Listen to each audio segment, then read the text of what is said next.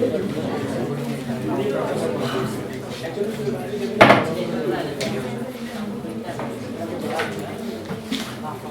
so welcome to the first seminar of this semester. Today we have two speakers. We'll be speaking about their experiences from the 1980s to now on the changing dynamics of development and how in these changing times Indian environmentalism has also changed. We'll be speaking from their own experiences of working in the field. We have two speakers today, Mr. KJ Joy, who is here with us, and Mr. Ashish Thari. He's got delayed a bit because of the agitations happening. His train cancelled, and because of that his schedule has gone all right. So he'll be joining us in a little while. But meanwhile, we could actually start with asking Joy to start his lecture. Now, Joy is primarily an activist researcher, and he graduated from TIS in the long back, late 70s. 70s? Not 70s. 80s. Early 80s. And rather than joining a cushy job, he spent quite a few years in villages of western Maharashtra, and he's and later he came back to Pune and started working on issues like equitable water distribution, resource literacy, people science movement, and he's now a senior fellow at SOPPECOM, Society for Promoting Participative Ecosystem Management. He has also been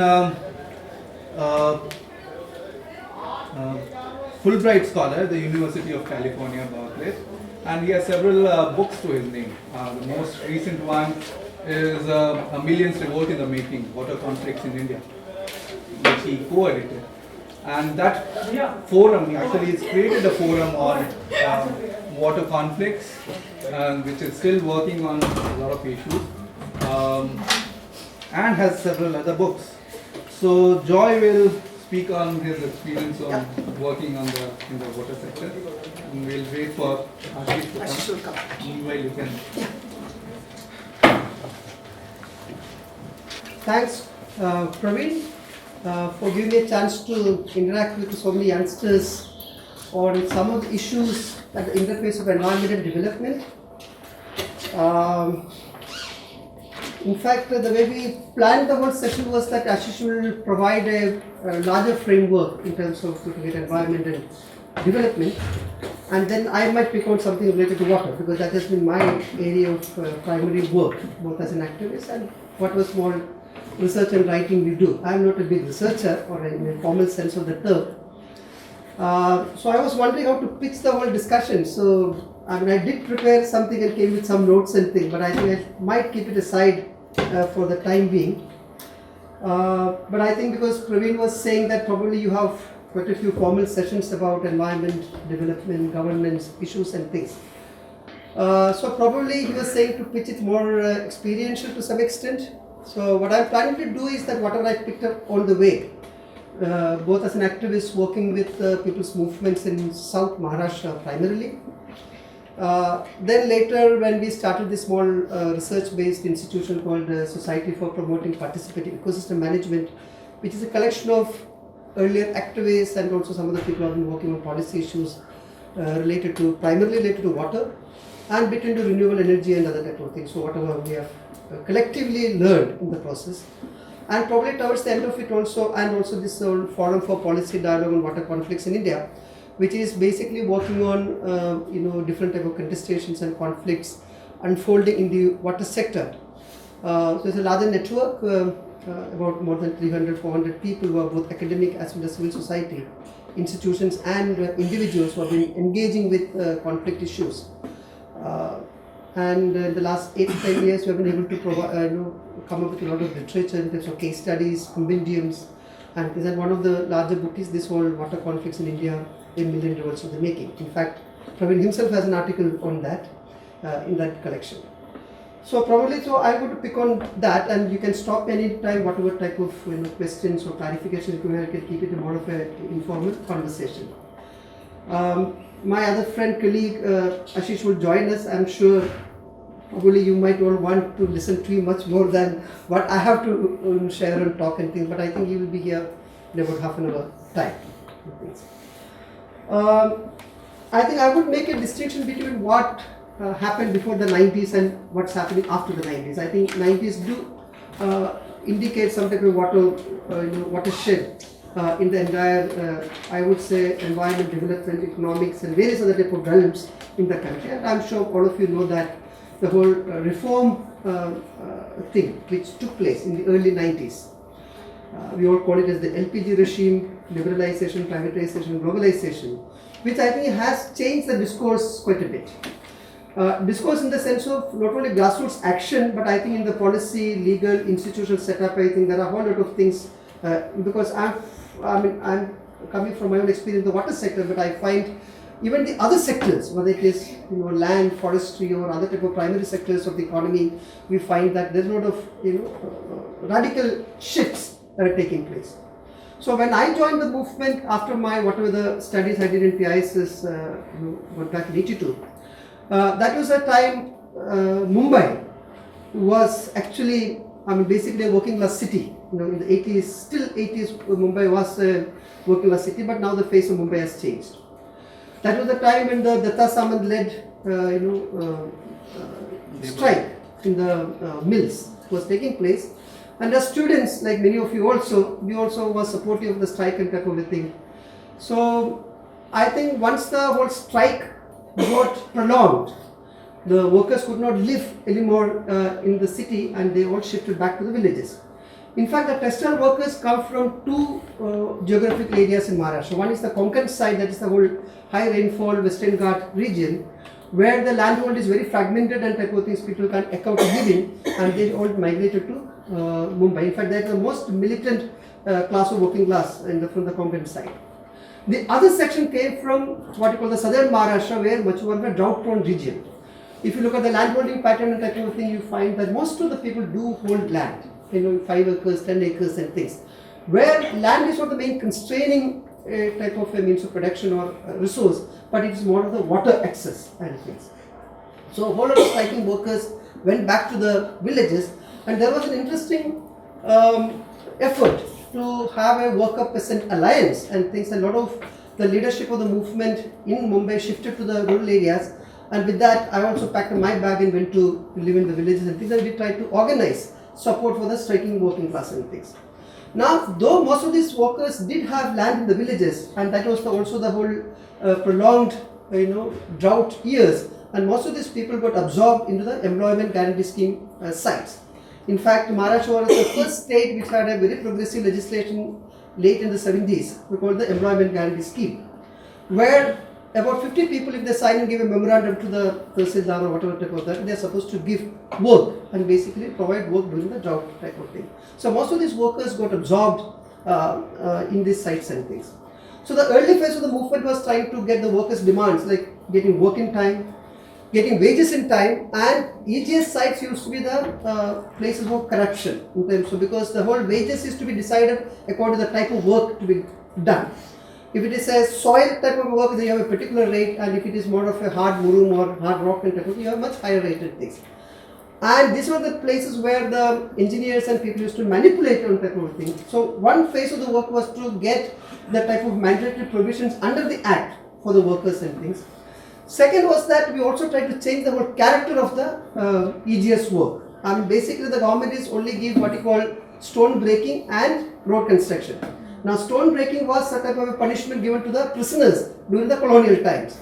So people said that we refuse to break stones. Instead of that, you give us agriculturally productive work, which is related to soil conservation, water conservation things. There we impact with the people for an interesting people's survey of the whole area and saying that these are the sites where you can take up, what you call water mine irrigation tanks and percolation tanks and various other type of things. And there the people came with a booklet called, in Maharashtra, if you have heard about Mahatma Phule, he has a book called The Whip of the Peasant. Shetkaranchi Asu. I don't know if you know Marathi, somebody here sitting. So that was written about 125 years back by Mahatma Phule. So the people of this particular area in Sangli district also came up with a booklet saying that it's an alternative plan for by the people, and the entire character of the movement changed to get this people's plan implemented. So in fact, then people refused to break stones and other type of thing, and the entire character of this will change. So that's why the whole movement got into the whole issue of water to some extent. Now, if you look at the entire water type of thing, every politician, whether you belong to the right, center or left, everybody promises water to the people, because today water has become such a critical resource, especially when the elections come. Everybody promises huge schemes and things. So I think when Vasundhara Patil was the chief minister in Maharashtra, onward there were certain schemes which were planned. So the issue was that as a left movement, as a people's movement and other type of thing, what type of demand, how do you approach water was the first question we said. Do we allow that the whole conventional schemes to take place the way it is being done? You will know. The whole discussion which took place, especially Maharashtra was one of the 5 pioneers in that, how do you de-link water rights and land rights and water rights. Some of you might have heard about Vilasrao Salunge, Pani Panchayat in Pune district, where the first experiment was done on equitable water distribution. So the question before the movement was that even if the Congress leadership also, because that time there was no BJP in the rural sites, probably today it is, but in that time it was the Congress was the main ruling party which was promising water to people. So what is the different alternative which you can put forward? That took us to exploring the possibility of what is this whole equitable water distribution mean? How does equity work out? In fact, some of our own friends in the left circle that you are asking for the moon in the sky when you are talking about, equitable water distribution. The same parties used to talk about, let's say, land redistribution type of thing. The moment you talk about equitable water distribution, then there was a problem to people. So we experimented along with the people. We took up a whole lot of things. When you talk about equitable water distribution, what does that mean? So it also gave an interesting understanding about, different type of agriculture. So we looked into alternative agriculture type of things, because we thought that if it is a green revolution type of agriculture, then whatever the water you bring from outside is not going to be sufficient. So that was the 5-year period. I think I would say right from 85 to 1995 was a very productive time for all of us, where some very innovative understanding ideas came about water, agriculture, alternative livelihoods and different type of production system. In fact, that was also the time when quite a few scientists and technologists came together along with the political activists to impact on this research. And today, like my colleague Suhas Paranchipai, whom Praveen knows very well, when we want to talk about an alternative developmental pathway, it is primarily based on that type of very primary work we did on that. It also changed the whole character of the movement to some extent, and the demands and things. Today, that particular movement is today working in about nearly 300 to 400 villages and demanding the state that it should restructure the government schemes on irrigation on much more equitable lines. So that became a coming together various groups, whether it is NGOs or civil society movements or explicit political movements, to come together and rethink about land-water relationship, who gets access to water, whether land should be the main criteria to get access to water, because today actually water moves with your property rights and relations, and to some extent if you have access to land you get water, and if you have access to land within the command area or the service area of a particular project, then you get access to water. And today water rights and entitlements are getting defined according to the type of size of land you hold in this. So that means that anybody who has no access to land within a particular command area get excluded, and if you are a landless or a Dalit or a type of thing, you don't get access to water. So one of the important articulations which came from the movement was that, like land, what is one important means of production today in the country, and the fact that I may not have access to land does not mean that I should not get access to water. So the whole question of de-linking land right and water right from there. And if I get water access, then I might ask for a land redistribution, I might get somebody's land or a produce sharing arrangement, there are sharecropping arrangements. But water can be a starting point for a different type of discourse in the rural areas to create a better type of thing. So this movement was basically around that, and that was one of my first learning experience about water issues in the country.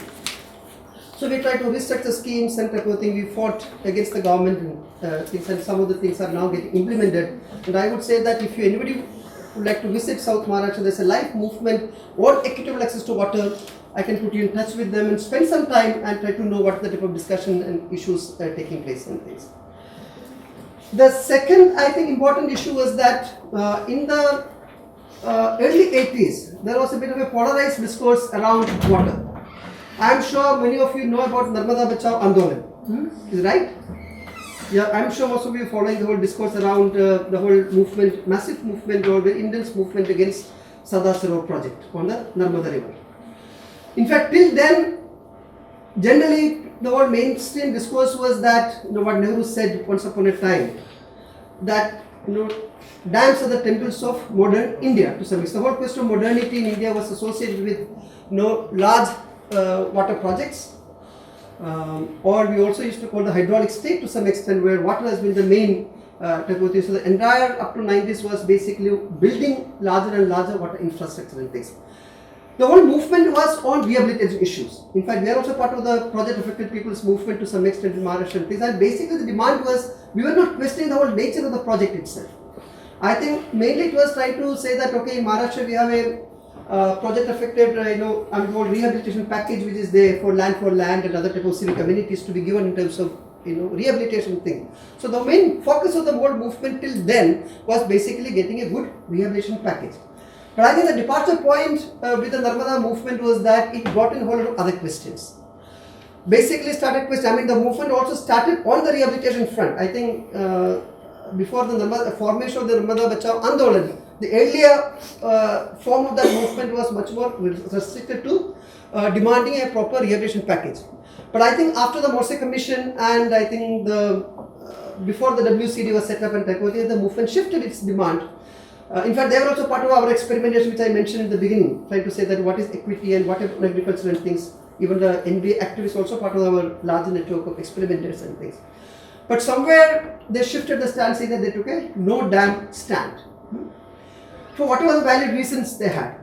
But I think that was also in a way polarized the entire civil society to some extent. They were still saying that there is a need for larger water sources, especially to meet the livelihood needs of the poorest sections or toilers in the drought-prone regions. On the other hand, there was a massive movement which were taken a stand saying that we don't need large dams. Things like local water resource development, water conservation or watershed development nowadays, what is being called, this can solve the problems. I think people like us, when I say people who came from the Mukti Sangharsh movement, the movement which I mentioned, and some of the other political groups like Swami Mukti Dal, which I am a part of, and some of the other coalitions in Maharashtra felt that probably, didn't agree with the whole articulation of the NBA on this. Still we did connections and that whole thing. So that gave us an opportunity to look at Sardar Sarovar project. So this person called late K.R. Date, whom I consider my, in a way, guru to some extent, because all of us look for gurus nowadays. So he was an interesting, technocrat, but then who could understand social issues and things. So Suhas, Paranjpa and me tried to articulate an alternate to Sardar Sarovar. In fact, our contention was that this whole discourse around small versus large, or no dam versus the way they consider dam, probably we need to get out of that binaries of small versus large and type of thing. Probably we need to look at much more substantive issues in the water sector. Now, for example, equitable access to water is a very critical thing. So we tried to look at the whole Sardar Sarovar project to some extent. I'm talking about a story of the early 90s where the dam had already come up to 90 meters. The total height of it when the dam is complete, which is now nearing, is about 138.8 meters. That is the height of the Sardar Sarovar project. So our contention was that the way the Narmada Tribunal gave the award to Gujarat, if you follow some of the tribunal's verdicts in terms of interstate rivers and things, there's a tribunal which is set up under the constitution when there are conflicts between the different states or riparian states, and the tribunal gives a verdict or which call an order type of thing. Now, one of the issues with that order was that though Gujarat does not contribute to the flow of Narmada much, they argued before the tribunal saying that large parts of Gujarat is drought prone, so we need a larger share of water. So they've given something like, I think, 9 MA, if I get the numbers correct, that is million acre feet of water, which they are not entitled to, with the justification that this water is going to provide livelihoods to people in the Kutch, Saurashtra and the North Gujarat, which is the drought-prone region. But if you look at the entire planning and how they are going to allocate water into different projects, the water was still going to what you call the central part of Gujarat, which is one of the highly irrigated areas of Gujarat and Takul. So the criticism was there that this project is this one. So we looked at this whole issue, saying that it was also a political issue. I mean, there was one side, Gujarat government and the Narmada Nigam, which is saying that we will go to 138.9, whatever comes with how many lakhs of people get displaced, we don't care. We need, this is a prestige or this is a lifeline of Gujarat and things. On the other hand, we had a movement called Narmada Bachao Andolan, which is saying that no dam on the Narmada, and that was the time the dam was already about 80-85 meters high. So we within, our small political group, some people thought that how do you reconcile this? On one hand, we have reached some type of deadlock. On one hand, people were getting displaced, Adivasis, especially in Maharashtra and Madhya Pradesh to some extent, there were issues of rehabilitation and things. And on the other hand, we also thought that probably people in Kutch and Saurashtra and North Gujarat might require at least some supplementary water from a larger source like Narmada if you have to eradicate their drought or other type of things. So with that, we did articulate an alternative called restructuring Sardar's Law project, where we try to embed some of these interesting ideas about how do you look at integrating local watersheds or local water which is available and what we call exogenous sources like a larger source like Narmada or Krishna or other type of thing, which gave us an opportunity to embed some of these interesting ideas. Where we essentially argued that since it's also a political controversy, any compromise on the Gujarat share, whether it is 9 MA for million acre feet, would not be accepted to Gujarat. We try to internalize that to some extent. We try to internalize whatever the construction and other type of thing which had already taken place into the alternative. Now, if you had a free hand, if there was no dam standing on this, then probably our alternative would have looked little different. But we tried to take all that sunk cost into the whole alternative. We argued that if we can stop the construction about a full reservoir level at 110 meters, then probably Gujarat can take its share of water to wherever it wants, and displacement and issues of rehabilitation can be brought down to 1/3 of what is today and things. So this alternative was quite well discussed in many circles and type of thing. We brought as a small Marathi booklet, if I remember, about 15 pages or something. Then Center for Environment Education saw this, like, this is the type of alternative we want to do. Then we developed a full book. The book is available with the Center for Environment and Education, and this was published in 1995. There are a lot of interesting reviews which came up and things. And the point I'm trying to say that we also try to organize a discussion between the different groups who are working on water issues in the country, and we also invited Narmada Bachao for a discussion. Our contention was that if this type of an alternative, I'm not saying that this is a blueprint, but this is a way of looking at a particular issue.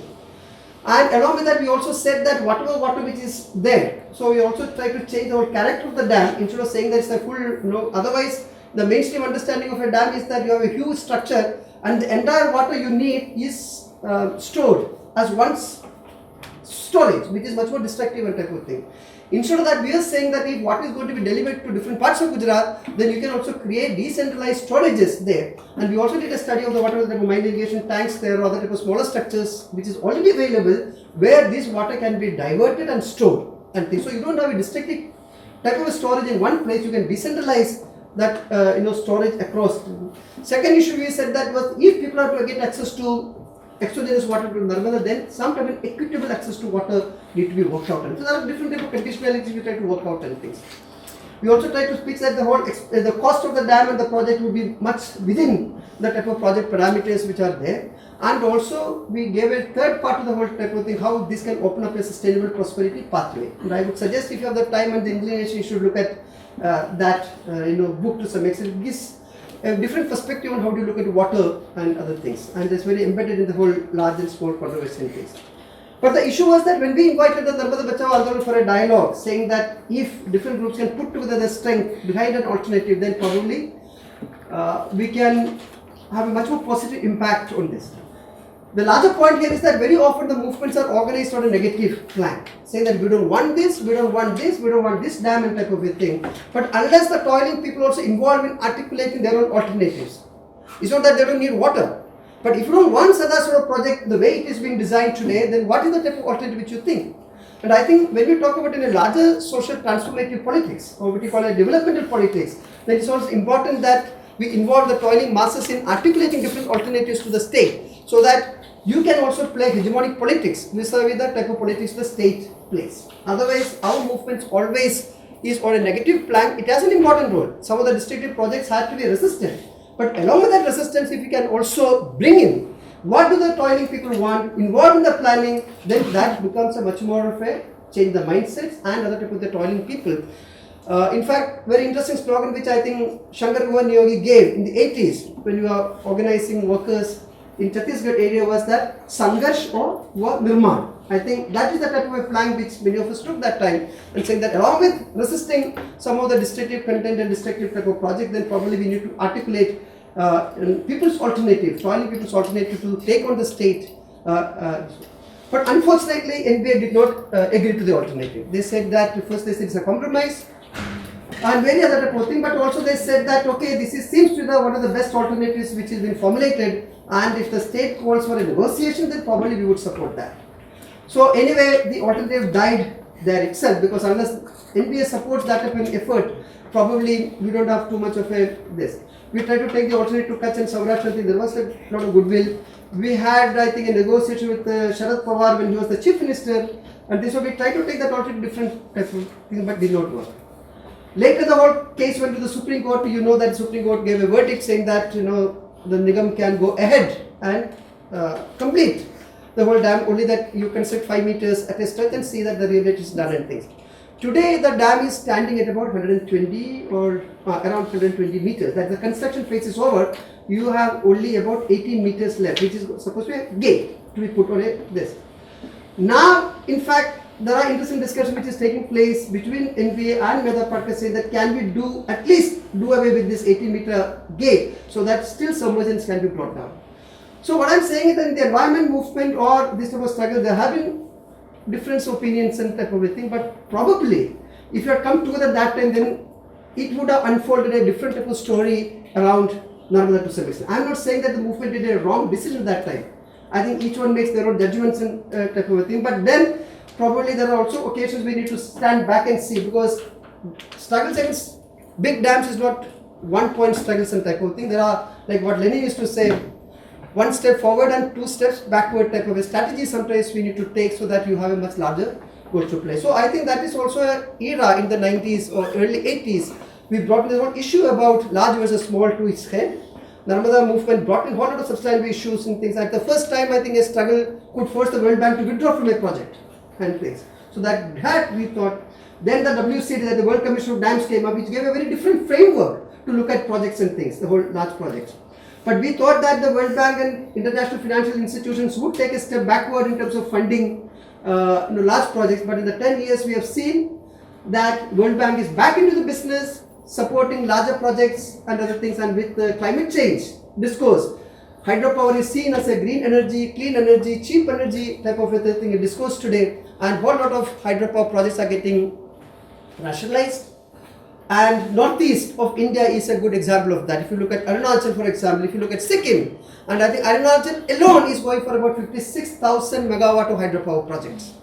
It is leading to a whole lot of conflicts around there between ethnicity, because there are very, what you call, ethnic groups, like which counts maybe 10,000 or something, Idimushi community and various other people, where because these dam projects outside are going to come in a much larger way, so there is some issue of culture, history, ethnicity there being fought to some extent, and also leading to upstream and downstream conflicts, especially between Assam, which is the downstream state, and Arunachal, which is the higher, upper type of. There are a whole lot of conflicts which are happening in the northeast, and I think the rest of India is completely de-linked from some of these issues, and nobody gets, I don't think mainstream media also reports some of these larger conflicts being played out, and there are projects that have been stopped for I think maybe a couple of years now. No movement of trucks and other type of things where people have been resisting and things. So this also period I feel saying that this type of a discussion which took place in the 90s, where we thought that probably have a different way of conceptualizing water and projects where integrated this, whether it is groundwater or surface water, whether it's local and exogenous water,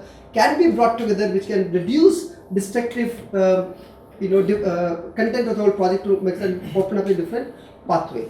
So I think that is another set of discussion which took place in the 90s and things. But one of the important things was that there was a political class against which you could fight. But after the 90s, I think the whole thing seems to have changed quite a bit.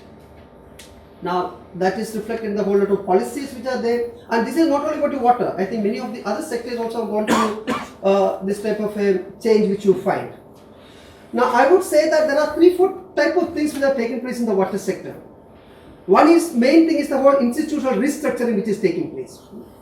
Earlier we conceived that the whole question of state-society relationship getting reinterpreted and redefined to some extent. And after the 90s, after this type of reform agenda came in, we find some people articulate it as the receding phase of the state to some extent, or reconceptualize the role of the state. Now, for example, in the water sector, all of us believe that it's the responsibility of the state to deliver water, whether it is the municipal or in the village or for irrigation or the type of thing. It is primarily held as the responsibility of the state to deliver water to people. But today, if you look at the 2012 water policy, they don't say that. They say that we are only of a regulator. The service provision can be done through private parties and the various other options they are given and things. So there is a redefining of the state-society relationship which is taking place after the 90s, where state seems to be either changing its role to some extent or receding from any of the service provisioning. Either NGOs occupy that space or market occupy that type of space, whether it is corporate bodies and other type of things. So that is one of the institutional restructuring which is taking place in the country after the 90s. Second, I think there is a whole lot of talk about participation. I think if you look at any policy document today, participation is the panacea for all ills in the different sectors and things. So if you look at the water sector, I think in India we have about 11 or 12 states which have come up with participatory irrigation management acts. In fact, Maharashtra, one of the first states, Gujarat went for it, Andhra, when Chandrababu Naidu was the chief minister, he brought in a whole lot of things. So we thought that that opens up a space for more popular participation in the. Ash, you want to come up here? Come here. So anyway, yes, the star speaker has come, so probably I can wind up. So that opened up a space for popular participation. But now there are critics saying that what is the meaning of participation there? Does that empower people? In fact, most of the institutions which was crafted that time was what we call a co-management institutions. On one hand, you have the line department like the water resource department, and you have water associations either in the cooperative legal form or something else have an agreement. But basically, it was being seen as on the principle of efficiency in terms of water charges collection, operation, maintenance, and water sector was anyway losing battles, so the state wanted to get rid of it to some extent. So you put it in the hands of the people and things.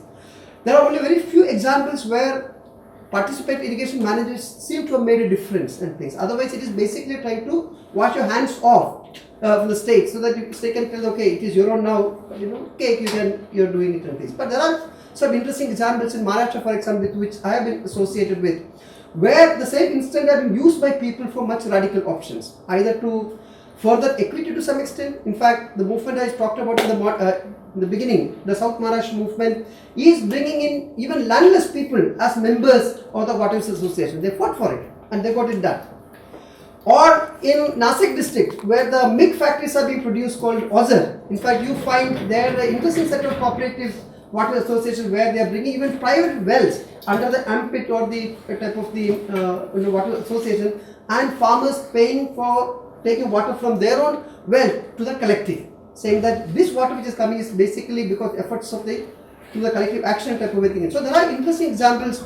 Or in Marathwada, we were involved in an experiment where the Water Association gave certain water rights to, let's say, to women's groups and things.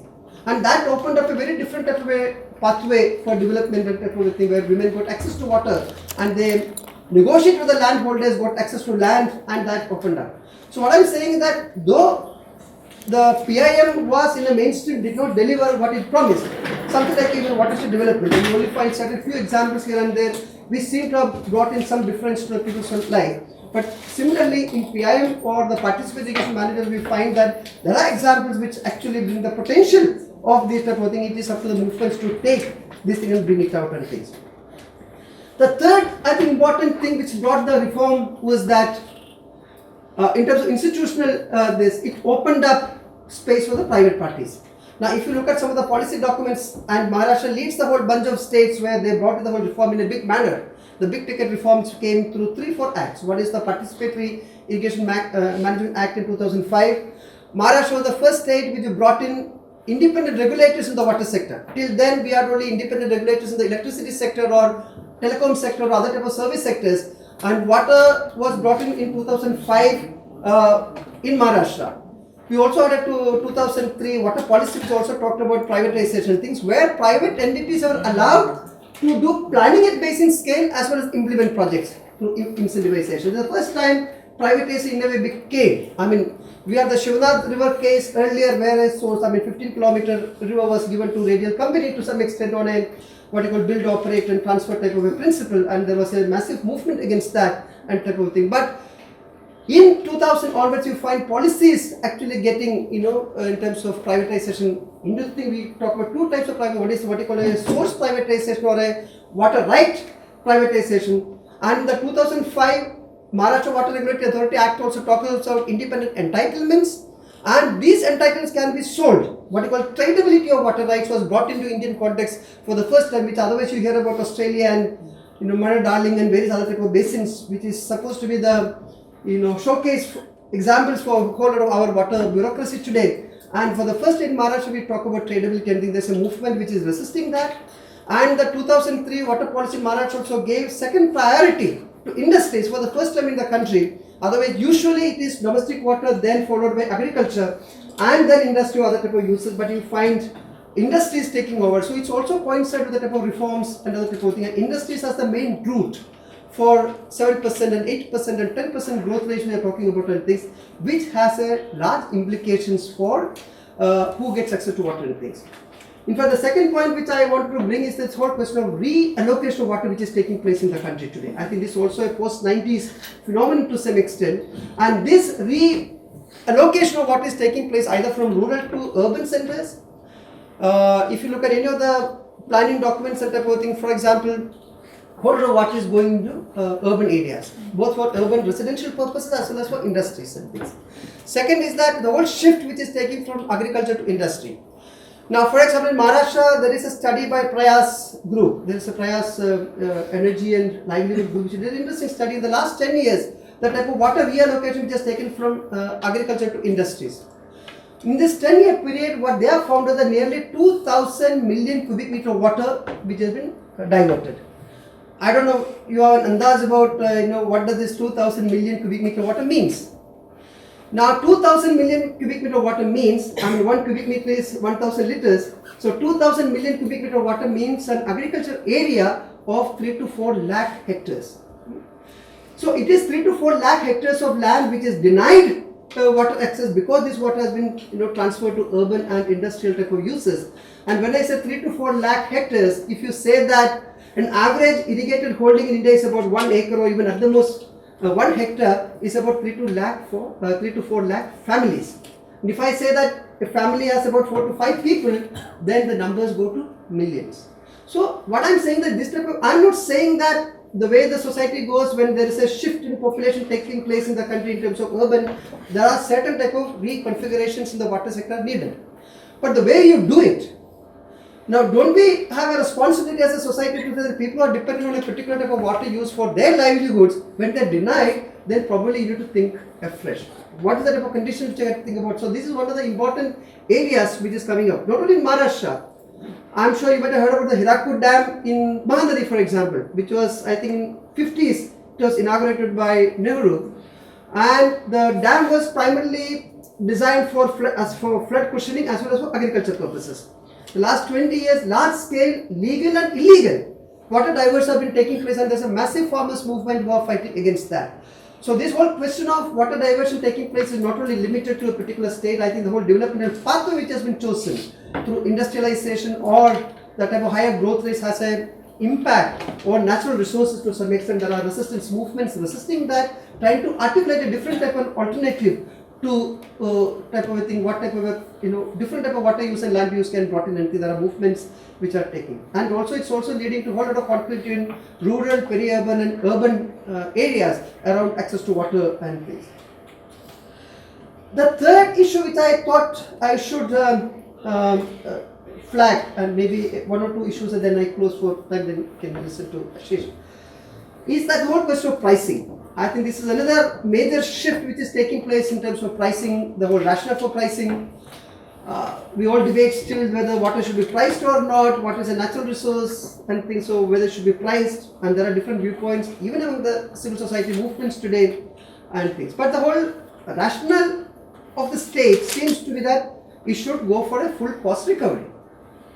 Now, I mean, there's a whole debate about whether water is an economic good or social good and other type of things, a larger debate which is taking place and things, but the state seems to be seeing this like water is more like an economic good. So in terms of allocation principle, if a unit of water can deliver much more in terms of value addition, then the unit, that water seems to be flowing that direction. That is the rationale for allocation to industries more and more today, because that gives you much more incremental values, for example, for a unit of water than probably that is put into agriculture directly in terms of things.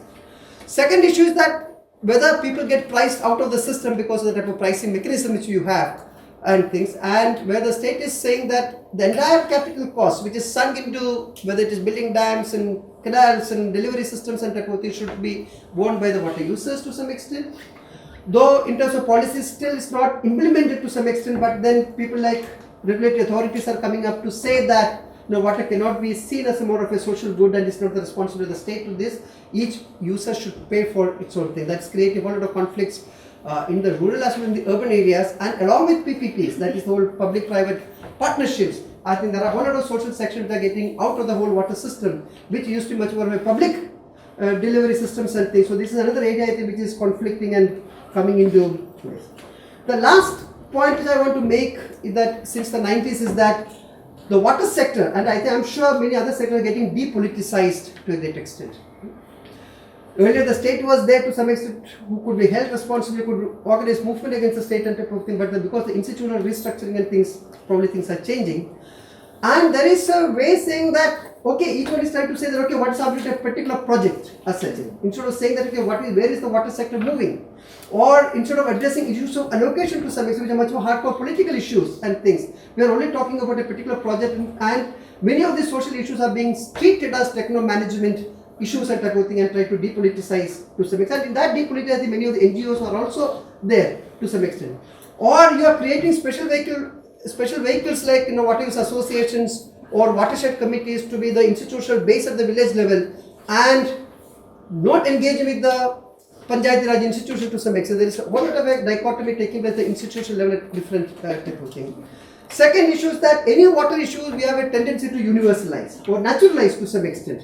We say, well, there's a drought or there's a scarcity discourse already coming up. Nobody wants to touch the whole question of distributional aspect of water distributor type of thing. There is a whole lot of, at institutional level as well as the other discourse, to depoliticize the entire water discourse to some extent.